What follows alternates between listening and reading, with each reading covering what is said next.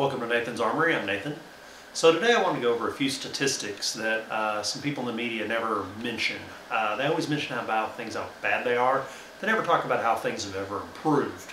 So I want to cover a few numbers, and the vast majority of these numbers I got from the FBI statistical website. I like the FBI's website because they're government funded and they get to track crime, and they're a great organization that does it.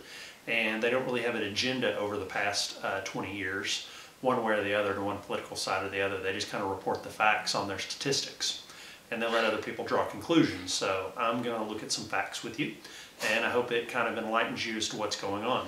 Okay, so first thing we want to look at is murder and manslaughter rates.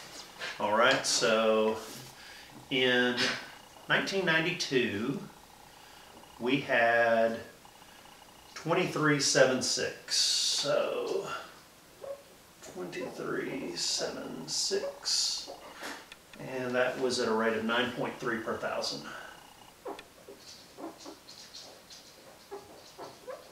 100K.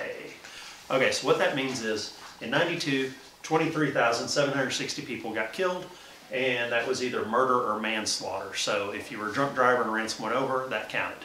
Okay, so that was about 9.3 per 100,000. All right. So in 2011, the number shifts, and it is 14,612.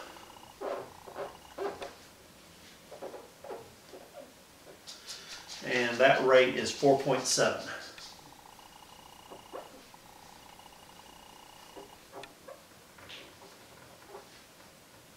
Okay, so the rate is half, although the number's not half, and the reason for that is there's 55 more million people in the past 20 years who now live in the United States. So because the population has increased, we have to kind of look at the rate per 100,000 to kind of get a real idea of what's going on.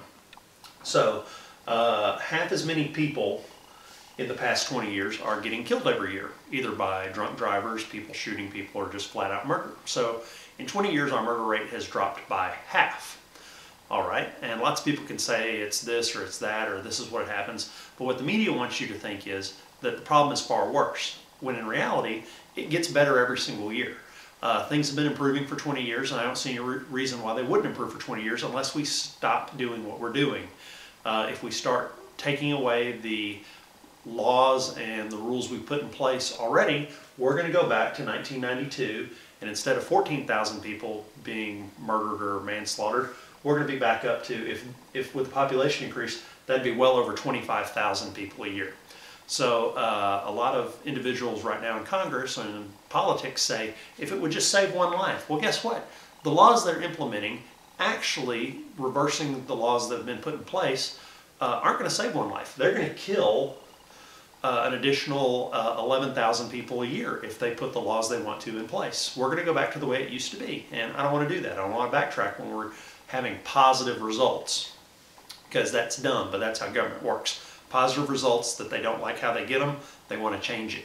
So, okay, so let's look at the violent crime rate, because what a lot of people say is, well, medical technology's gotten better. There's the same number of people getting shot and hurt, but we're just saving them with ambulances and cell phones. Okay, so let's take a look at violent crime. All right, so the violent crime rate, we'll go with red on that one. The violent crime rate is in 92, 1.9 million. So 1.9 mil. I apologize, I have trouble writing this way. Okay, so that is a rate of 757.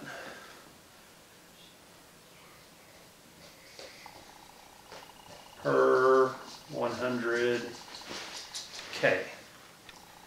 And so what that means is in 92, 1.9 million people were attacked in a violent crime, and that is 757 per 100K. So 9.3 died, and 757 people got attacked. So very few people die in these attacks, but they are attacked some violent way. Okay, so let's look at 2011. 2011, it was 1.2 mil. And that knocks it down to a rate of 386.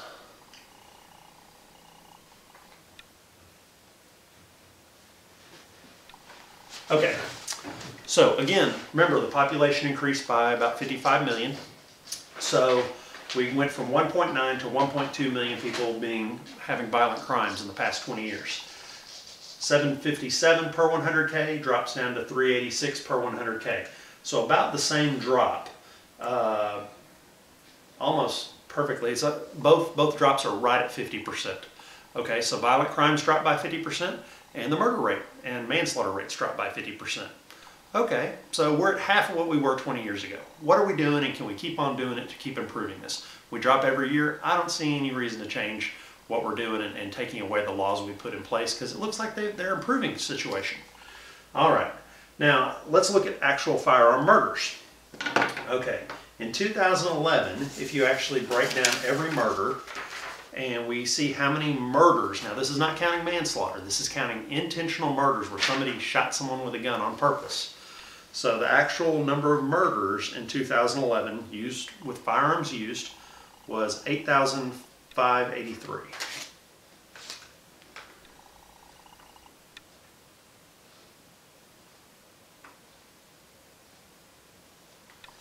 Okay, so in 2011, there were 14,600 murders and manslaughters. Of those, only 8,583 had a gun involved of some sort, rifle, pistol, shotgun, whatever. So they really want to make it sound, what they do is they give you statistics where they say, 40,000 people die by guns every year in the United States. And what it is people are committing suicide. They're sitting there taking a gun and they're eating a bullet rather than slitting their wrists or taking a bunch of pills. So they're trying to make it like guns are this issue where they're just killing people at random like they're doing it on their own. When in fact, the real problem with firearms is people murdering people. Well, guess what? It's dropping. It's a very low number per our population compared to it. In fact, it looks like it's not half, but it's only about 60% of the murders and manslaughters have a gun involved. So again, they try to make the numbers skew it to their opinions to where it makes them look much larger than they actually are. But again, in the United States, how many people got murdered with a firearm last year? In 2011, 8,500 people got murdered. Not 20,000, not 30,000 like they want you to believe. They want you to believe that it's this huge number, and that's what they announce. But again, you can go to the FBI's website. It's table 20, and you just put it in Excel format, and you add the numbers up and look at each set of numbers, and it's cut and dry. Okay, so there's another thing that happens in America. It's called defensive gun use, and that's where when somebody walks up to me intending to do me harm, comes up and might say, give me all your money, I have a gun. And I go, okay, and I go, here's my wallet, and I pull a gun out and stick it in his face. And that guy leaves, right? And that's what's known as defensive gun use. It's where I present a gun. And a lot of experts estimate that whenever somebody presents a gun in a defensive way on the bad guy, that the vast majority of the time, we're talking over 90% of the time, the bad guy leaves, and a lot of times it's not ever reported. So they have to do this by surveys, because a lot of times people don't call the cops. They don't call the cops up and go, some guy tried to jump me, I stuck a gun in his face. They just don't want to deal with the cops taking, because they're just going to give them a description, and no crime actually really happened. It was attempted a crime. It is a crime, but catching him and proving it's really hard. So again, defensive gun uses are very hard to track. But on the higher end, some people say it's 2.5 million times a year this happens. I don't think it's that high. On the lower end, they say it happens 80,000 times a year. And I'm sorry, but 80,000 times when you're looking at 1.2 million violent crimes that are reported that actually happen, or they're actually victims. We got a lot of bad guys approaching a lot of people, so it only happening 80,000 times doesn't make any sense either, because a lot more people are armed than that. So what I looked at is most experts, the vast majority of experts, agree that that number, because it's not reported, but their best estimates are that that number for defensive gun use, let me use an altering color, is around 1 million. Okay, so 1 million times a year in America, somebody pulls a gun out and saves their life and stops a crime. So the question is, do we want to take guns away from Americans and have that 1 million times where they're able to defend themselves and stop a crime be taken away. Will that save a life? No, it won't. That in fact does the exact opposite of it. It gets people killed. And the problem is the other side doesn't recognize these simple facts that I'm presenting to you. They want to look at it and think if we take all the guns away, which is impossible, it's like the argument to deport everyone who came across the border illegally. It's just not going to happen. And I don't like sitting here discussing things that are impossible, that should never happen. I like to look at actual solutions. And again, we can't take all the guns away. So what do? We make sure good people have guns, and we try to take the guns away from the bad people. Exactly what we've been doing for 20 years. And the results are quite positive.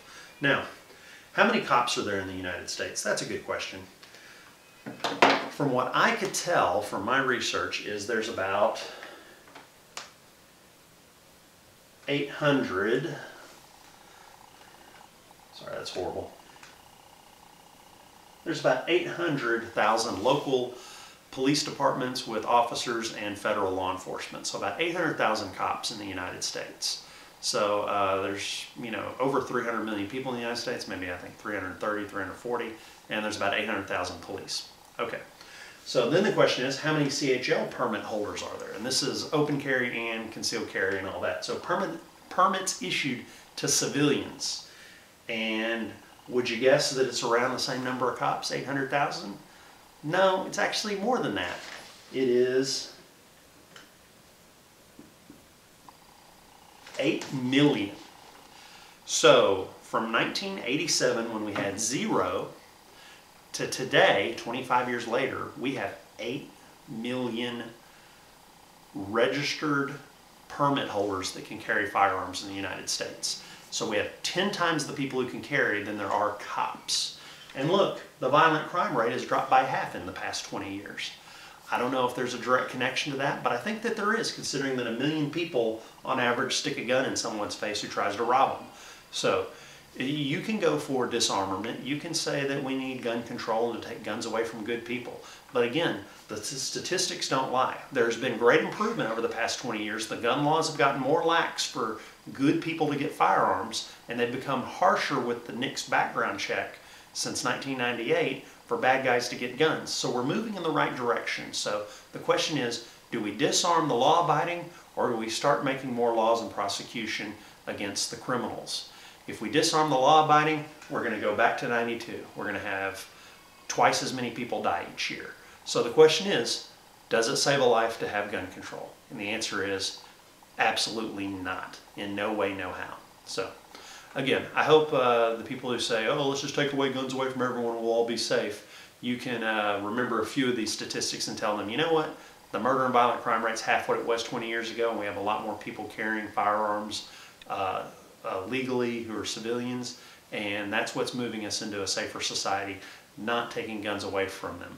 And gun control takes guns away from good people. The bad guys will always steal them, have them imported across our open, porous borders.